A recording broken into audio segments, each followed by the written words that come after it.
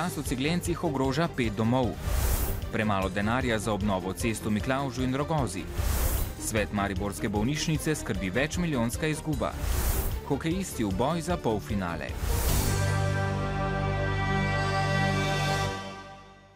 Lepo pozdravljeni. Po novembrskih poplavah, ki so močno prizadele občino Duplek, vreme tam še naprej povzroča številne preglavice.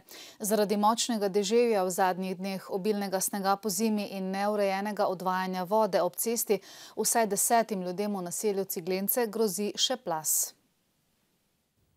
V naselju Ciglenci v občini Duplek plaz ogroža najmanj 5 hiš. Župan obljublja, da bo domačinom na pomoč poslal strokovnjake že jutri. Razpoke so namreč iz dneva v dan večje. Teh na steni, ki jih kaže gospod Tone, včeraj še ni bilo. To se je v eni noči dobesedno pojavilo. Kaj ste naredili zdaj? Ja, glejte, ne vem. Jaz mislim, da ta objekt samo se še da rušiti, pa nič druga. Ker če še pride 1-2 dni dež, mislim, da bo to šlo vse. Razmočena zemlja grozi, da mu bo odnesle prizidek. Zonanja stena je že počila in se odmika. Le streljaj stran nam sosed kaže, da ima zadnje dni dvorišče v 2 nivojih, pol se ga je udrlo že za pol metra in da z avtomobili sploh ne morejo več pred hišo. Vse to začelo plaziti, ne samo pri mene, pri sosedu, tu gor še 3 hiše naprej, tudi vse. To ni samo pri mene tukaj. Samo lahko čakamo, da se bo še kaj dalje zgodilo. Če ne bo kdo pomagal, kaj ne. Rob plazuje vse bližje njihovi hiši. Na gospodarskem poslopju pa je pritisk zemlje tako močan, da je zvilo železo v zidu. Še pri 3 sosedih imajo razpokane škarpe in udrtine v travi. Ogrožene prebivalce je že obiskal dupleški župan. Tukaj so ogrožene že kar 4 hiše in bi bilo potrebno skrajno resno jemati tudi to problematiko. V Ciglencah upajo, da pomoč ne bo prišla prepozno. V prihodnjih dneh je namreč spet napovedano deževje. Zdaj pa k slabim cestam, ki jih na Mariborskem ne manjka. Tudi dober kilometer dolga cesta Rogoza-Miklavž, ki vodi skozi gozd, je po mnenju nekaterih ozka in nevarna za pešce in kolesarje. Cesto v upravljanju občin Hoče, Slivnica in Miklavž so sicer pred 8 leti obnovili. Mnoge pa moti tudi ozka cesta, ki vodi v skoke. Cesta Rogoza-Miklavž je po besedah upokojenca iz Hoč Silvestra Gajzerja preozka. Kot nekdanji predsednik sveta za urejanje prostora v krajevni skupnosti Hoče meni, da se pešci in kolesarji ob prehitevanju vozil nimajo kam umakniti. Sveče ob cesti opozarjajo tudi na nesreče s smrtnimi žrtvami. Moj osebni predlog je, ker me ljudi nenehno vlačijo za rokav in me opozarjajo, da bi se tu napravil robnik, najmanj 2,5 metra široki in samo makadamski, tako da pešci grejo varno po tem pločniku. Hitrost vožnje je omejena na 70 km/h. Do nesreč zato prihaja tudi zaradi neupoštevanja prometnih predpisov in neprilagojene hitrosti. Zasledujem že 2 leti predloge sveta krajevne skupnosti Rogoza, ker niso umestili to med prioritetne naloge. S tem nima namena povedati, da ni potrebe tam po pločniku, seveda je, pa kolesarska steza, bilo bi zelo dobro, da bi bila, ne? Župan Merkuš še dodaja, da gre za dolgoročno nalogo. V občini Miklavž, ki je pristojna za manj kot tretjino te ceste, naj bi v prihodnjih letih uredili pločnik. Mi imamo načrtovano, ker bi se naj gradile ene hiše in ob tem mi imamo planirano tudi gradnjo pločnika. Prepričali smo se lahko, da je vsekakor preozka cesta, ki vodi v skoke. Tam se vozila ne morejo niti srečati. Mislim, da bi bilo treba res, ker je zelo ozko, tudi z vozički težko greš tam na sprehod, sploh ne moreš z otroci, ne? Tudi ljudje norijo, nimaš se kam umakniti. Čim prej bi bilo treba nekaj narediti. Cesta bi naj bila lepa, široka, pa urejena, kaki pločnik, če bi bil, to ne bilo slabo, ne? Če pa hočemo graditi pločnik, je pa potrebno na vsako stran minimalno 1,5 metra širitve ceste zaradi pločnika. Smo v privatnih zemljiščih. Po besedah župana morajo zato najprej pridobiti dovoljenje občanov, saj bo potrebno tudi podiranje in postavljanje novih ograj ob cesti. V Miklavžu so dobili novo poštno poslovalnico. V novih prostorih bosta občanom na voljo 2 sodobno opremljeni okenci za sprejem poštnih pošiljk in opravljanje denarnih storitev ter večje število poštnih predalov. Pošta je dostopna tudi invalidom na vozičku. Za celotno naložbo je Pošta Slovenije namenila okoli 209 000 evrov, na pošti pa bodo 4 zaposleni. Poročali smo že o likvidnostnih težavah v hčerinski družbi mariborskih lekarn, tovarni zdravil Marifarm, ki naj bi bila zaradi visokih bančnih posojil po nekaterih podatkih na robu stečaja. Medtem ko vodstvo družbe molči, so na svojo stisko opozorili zaposleni. Ti namreč kljub obljubam vodstva še niso dobili izplačanih plač, čeprav bi jih morali prejeti že v petek. Za jutri so tako sklicali zbor delavcev tega 110-članskega kolektiva, na katerem bodo od vodstva zahtevali natančna pojasnila o finančnem stanju in prihodnosti družbe. Podjetji Marifarm in Farmadent, ki sta doslej spadali pod mariborske lekarne, želijo po novem upravljati mariborska in 5 sosednjih občin. Svet zavoda UKC Maribor se je danes podrobneje seznanil s poročilom o lanskem poslovanju ter programom dela in finančnim načrtom za tekoče leto. Kot je znano, je imela bolnišnica lani skoraj 6 milijonov evrov izgube, kar je predvsem posledica zmanjšanega financiranja strani zdravstvene zavarovalnice.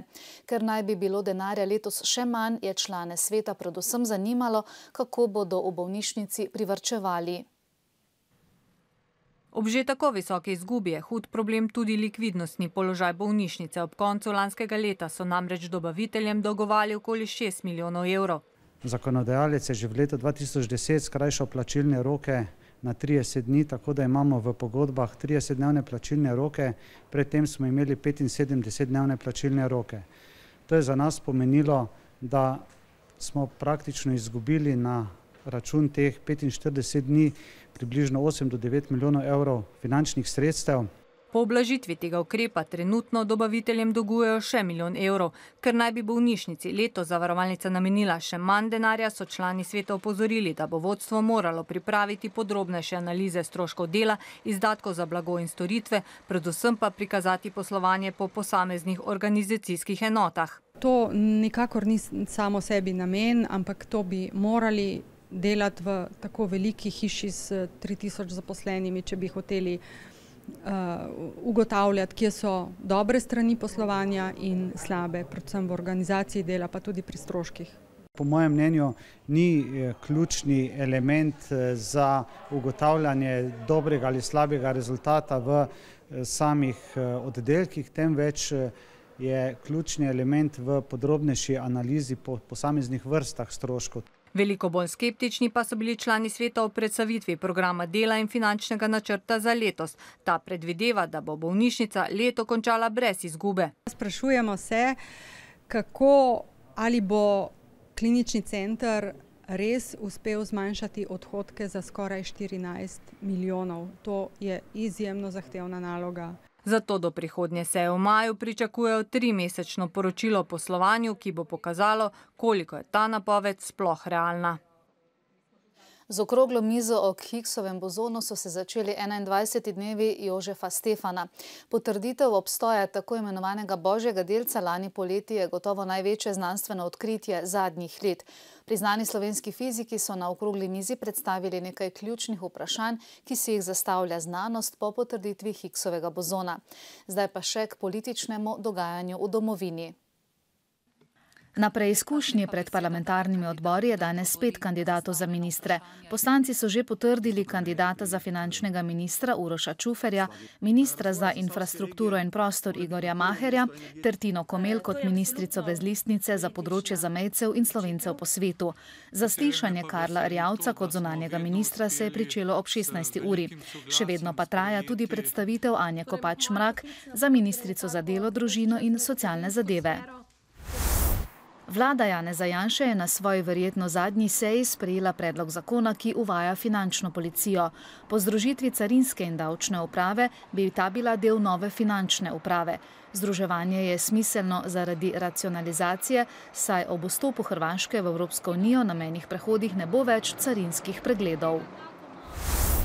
Na ljubljanskem okrožnem sodišču se je danes začela glavna obravnava proti Igorju Bavčarju, Bošku Šrotu in drugim obtožencem, ki so sodelovali pri sporni preprodaji delnic Istrabenza.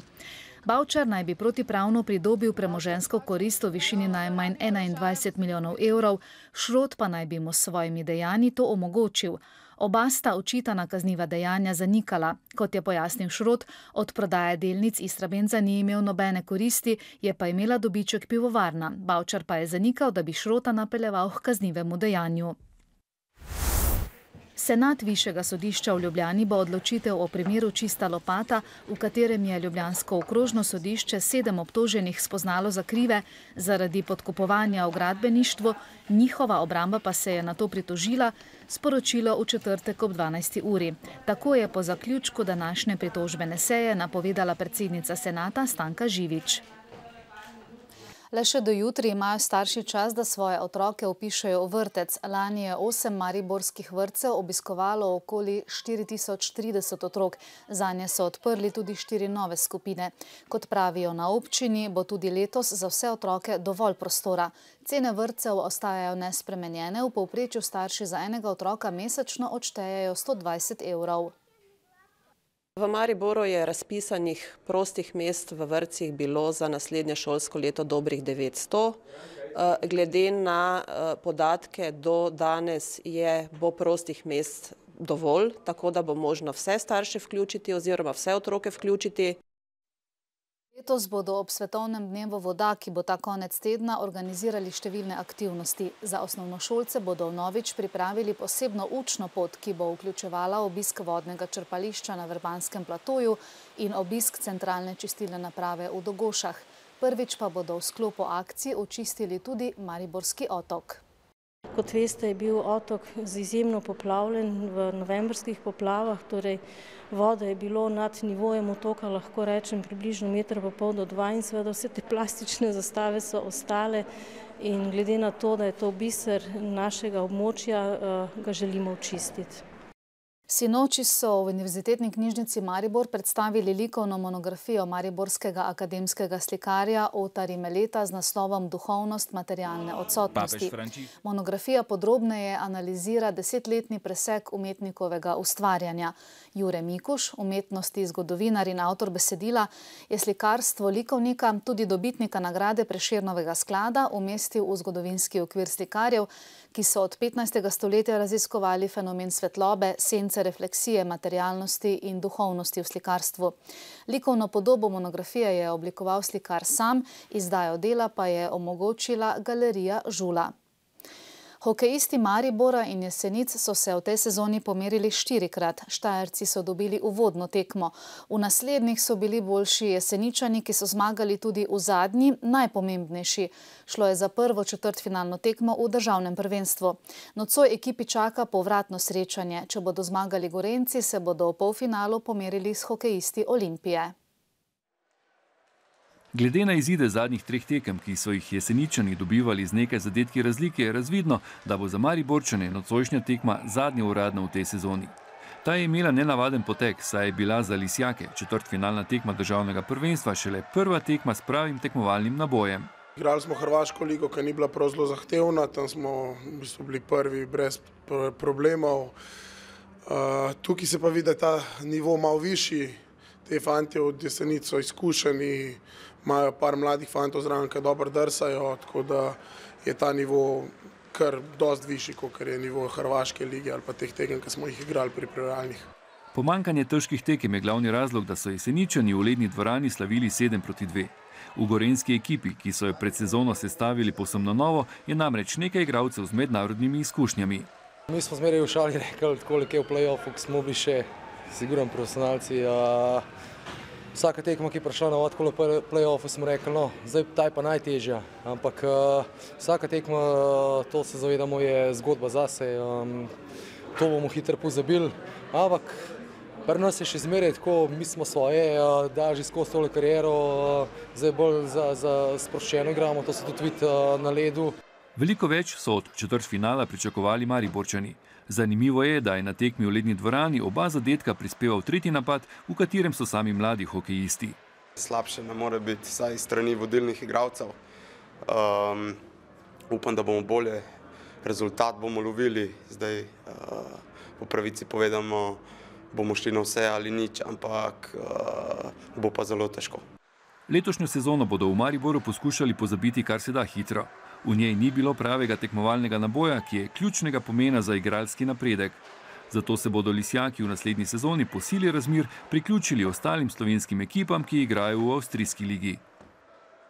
Francoske oblasti so danes sporočile, da so odkrile 57 ton sesekljane jagnjetine, ki ni bila v skladu z evropskimi standardi.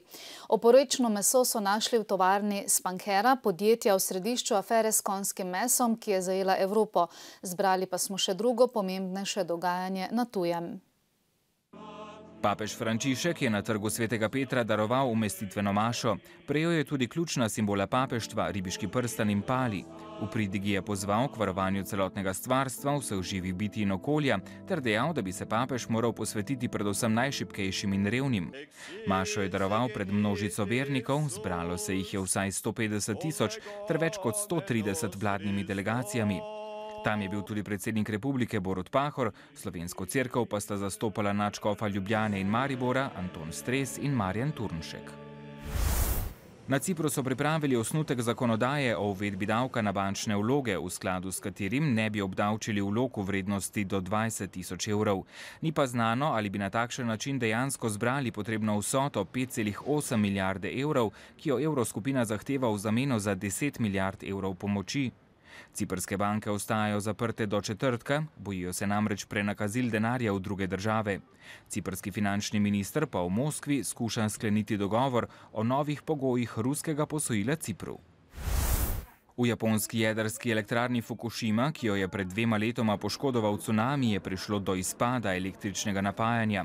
Oprema v bazenih za hlajenje jedrskega goriva je brez napajanja že od ponedeljka zvečer. Hlajenje goriva je sicer nujno, da v elektrarni ne bi prišlo do nenadzorovanih jedrskih reakcij, kljub temu pa odgovorni zatrjujejo, da zaenkrat neposredne nevarnosti ni.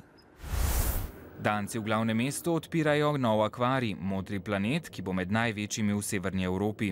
Obiskovalci bodo lahko občudovali in spoznavali več kot 20 tisoč rib in drugih morskih živali iz vsega sveta. O velikosti Modrega planeta pa priča tudi naslednji podatek. Največji akvarij je napolnjen 4 milijoni litrov vode, tehta 60 ton, obdaja pa ga 50 cm debelo steklo. In še napoved vremena, spet se bo pooblačilo, popoldne bo že večinoma deževalo, pihal bo jugozahodni veter. Temperature bodo od 4 do 10 ob morju in na vzhodu celo do 14 stopinj Celzija. V četrtek do jutra bodo padavine ponehale, čez dan se bo od zahoda zjasnilo. Zapihal bo severni veter, na Primorskem pa šibka burja. V petek bo pretežno jasno. Še opozorilo, v Julijskih Alpah je velika nevarnost snežnih plazov. Snega pa za zdaj po nižinah ne napovedujejo več. Prijeten preostanek torkovega večera želimo. Upamo, da tudi v naši družbi in brez televizijskega škrata, ki nam ga je danes zagodel. Nasvidenje.